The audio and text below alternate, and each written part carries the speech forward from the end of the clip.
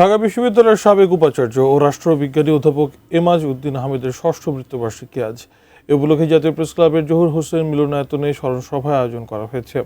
অনুষ্ঠানের প্রধান অতিথির বক্তব্য দিচ্ছেন বিএনপি মহাসচিব এবং স্থানীয় সরকার, পল্লী উন্নয়ন ও সমবায় মন্ত্রী মির্জা ফখরুল ইসলাম আলমগীর। আমরা সরাসরি চলে যাচ্ছি সেখানে।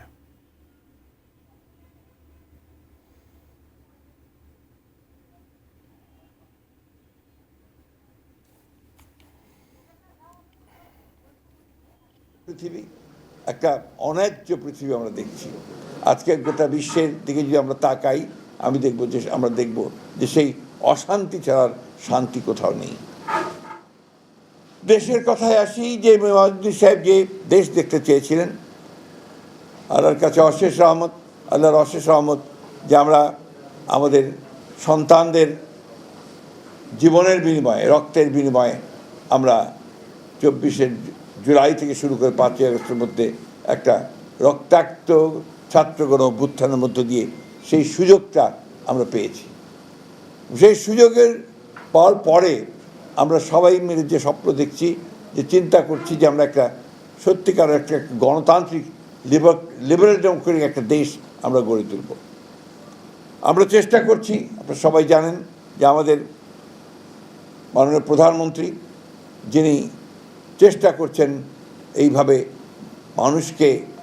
দেশের মানুষকে তার কাছাকাছি চলে গিয়ে, তাদের সঙ্গে গিয়ে তাদেরকে উজ্জীবিত করে, ঠিক তার পিতার মতোই, শহীদ প্রেসিডেন্ট জিয়া রহমান সাহেবের মতোই মানুষকে সংগঠিত করে দেশকে নির্মাণ করবার কাজ করছেন।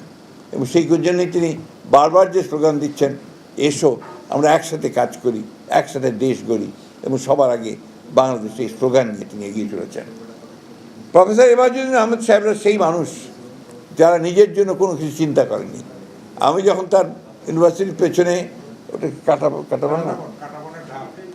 কাঁটাবনের বাসায় যেতাম, দেখতাম যে কী সহজ সরল একটা জীবন, কী সাধারণ একটা জীবন, অথচ একটা অত্যন্ত উঁচু মনের একটা মানুষ।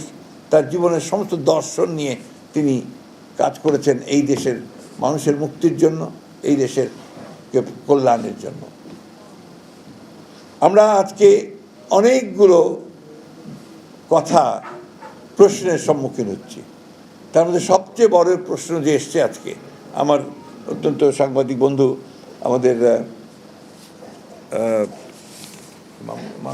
মাসুম ভাই, না আরে এখনই আসলো, যে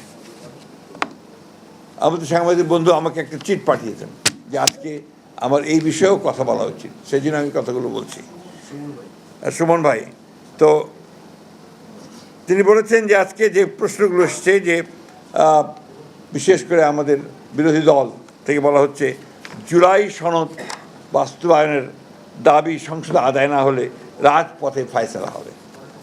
এই প্রশ্নটা আসলে আমার কাছে মনে হয় যে মানুষকে বিভ্রান্ত করার জন্য এই প্রশ্নগুলো তোলা হচ্ছে। জুলাই সনদ তো আমরা স্বাক্ষর করেছি একসাথে, যে সমস্ত দলগুলো আমরা আন্দোলন করেছি একসাথেই স্বাক্ষর করেছি, এবং জুলাই সনদে প্রতিটি অক্ষর আমরা বারবার করে বলছি যে আমরাই বাস্তবায়িত করব। কারণটা হচ্ছে যে কথাগুলো বলা হয়েছে, যে গণভোটের কথা, সেই গণভোটের একটা অংশ তো আমাদের সঙ্গে কোনো আলোচনাই হয়নি। যে কথাটা বলা হয়েছে, অর্থাৎ আমরা বারবার করে যে কথা বলতে চাচ্ছি, যে আমরা এই যে উচ্চকক্ষে অনুপাতিক হারে ভোট অনুপাতিক হারে যে আপনার প্রতিনিধিত্ব হবে, সেই বিষয়টাতে আমরা কখনোই একমত হইনি। এবং সেখানেই তারা আমাদের সঙ্গে, আমি সেই সময় আপনার যদি মনে থাকে, আমি স্টেটমেন্ট দিয়েছিলাম আমি নিজে, যে জাতির সঙ্গে প্রতারণা করা হয়েছে। সেই রিফর্ম কমিশন তারা যে কথাগুলো সেদিন যেভাবে তারা নিয়ে এসছেন, আমাদের কনসেন্ট ছাড়াই, সেই কনসেন্ট ছাড়া তারা নিয়ে এসছেন। এবং জুলাই সনদের বইটা যদি আপনারা পড়েন, আমার কাছে এখানে নাই, প্রতিটি জায়গায় বলা আছে যে দল তাদের ম্যানিফেস্টো অনুযায়ী যেভাবে আশ্চর্য নির্বাচিত হবে, তারা তাদের ম্যানিফেস্টো অনুযায়ী সেইটাকে বাস্তবায়িত করবে। আমরা বারবারই এই কথা বলে এসেছি, এবং আমরা উই আর কমিটেড। আমরা 31 দফাতে যেমন কমিটেড, ঠিক তেমনিভাবে আমরা কমিটেড হচ্ছি জুলাই সনদে। কিন্তু সেটা আমরা যেভাবে চেয়েছি সেইভাবে আমরা বলছি। এখানে সম্পূর্ণভাবে ভুল ব্যাখ্যা দেওয়া হচ্ছে যে আমরা জুলাই সনদ বাস্তবায়ন করতে চাই না। আমরা জুলাই সনদ বাস্তবায়ন প্রত্যেকটি অক্ষর আমরা পালন করব। এটা হচ্ছে আমাদের কমিটমেন্ট। আমরাই তো সংস্কার এনেছি। সংস্কারের কথা বলে, সংস্কার এই দেশে কারা এনেছে? বিএনপি এনেছে। একদলীয় শাসন ব্যবস্থা থেকে বহুদলীয় গণতন্ত্রের বিএনপি নিয়ে এসেছে। প্রেসিডেন্সিয়াল ফর্ম অফ গভর্নমেন্ট থেকে পার্লামেন্টারি ফর্ম অফ গভর্নমেন্টে বিএনপি নিয়ে এসেছে। আপনি তত্ত্বাবধায়ক সরকারের যে বিধান, সেই বিধানকে আমরাই পার্লামেন্টে সারা রাত কাজ করে আমরাই পাশ করেছি। আজকে তাই যখন এই সমস্ত কথাগুলো বলা হয় তখন জনগণকে বিভ্রান্ত করার জন্যই বলা হয় বলে আমি মনে করি।